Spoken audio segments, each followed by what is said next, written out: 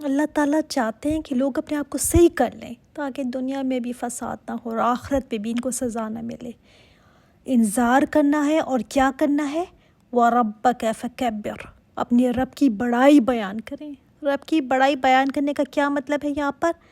کیا یہ کہہ دینا کہ نعرہ تکبیر اللہ اکبر کیا ہو گئی اس سے رب کی بڑائی؟ نہیں، رب کی بڑائی بیان کرنے کا مطلب ہے کہ دل میں سب سے پہلے اللہ تعالیٰ کی بڑائی قائم ہو، اللہ تعالیٰ کو بڑا مانے یہ دل میں آنے کے بعد پھر اپنی زندگی میں اللہ تعالیٰ کی بڑائی کو نافذ کرے، جو سسٹم جو معاشرہ ہے اس میں اللہ تعالیٰ کی بڑائی قائم کرے، صرف زبانی کلامی نہیں، اس سے کچھ نہیں فرق پڑتا اگر اللہ تعالیٰ زندگی میں بڑا نہیں ہے تو۔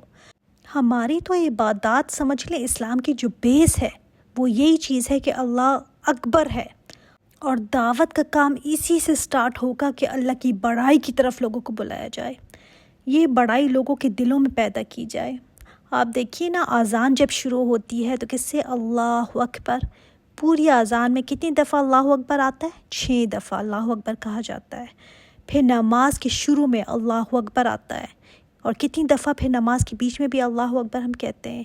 اسی طرح جانور کی قربانی بسم اللہ اللہ اکبر کے ساتھ کرتے ہیں۔ بار بار زندگی میں نا اللہ اکبر ہے یہ دہرایا جاتا ہے، کیونکہ اللہ تعالیٰ چاہتے ہیں کہ اس کو زندگی میں بڑا مانا جائے۔ لیکن ہوتا کیا ہے کہ انسان نا اللہ تعالیٰ کے بجائے کبھی اپنے مال کو بڑا بناتا ہے، کبھی اپنے آپ کو ہی، کبھی اپنے نفس کو بڑا بناتا ہے۔ ہر ایک نے نا کسی نہ کسی کو بڑا بنایا ہوا ہے نا؟ کسی نے اپنی عزت کو بہت اکبر کیا ہوا ہے، جس عزت کے پیچھے وہ کیا کچھ کر جاتا ہے۔ سورہ المزمل میں کہاں نہ کھڑے ہو جائیں اپنی نیند کو چھوڑ کر، تب پتہ چلتا ہے نا کہ نیند بڑی ہے یا اللہ۔ نیند کیا ہے؟ انسان کی خواہش ہے نا، انسان کا نفس ہے، انسان سونا چاہتا ہے، تو اس کو توڑو، پہلے اس کے ساتھ جنگ کرو۔ اسی طرح اپنے گھر والوں کو مت بڑا بناؤ، اپنی جاب، اپنی خواہشات کو مت بڑا بناؤ۔ پوری زندگی میں رب ہی بڑا ہونا چاہیے، اس کا حکم سب سے اوپر رہے۔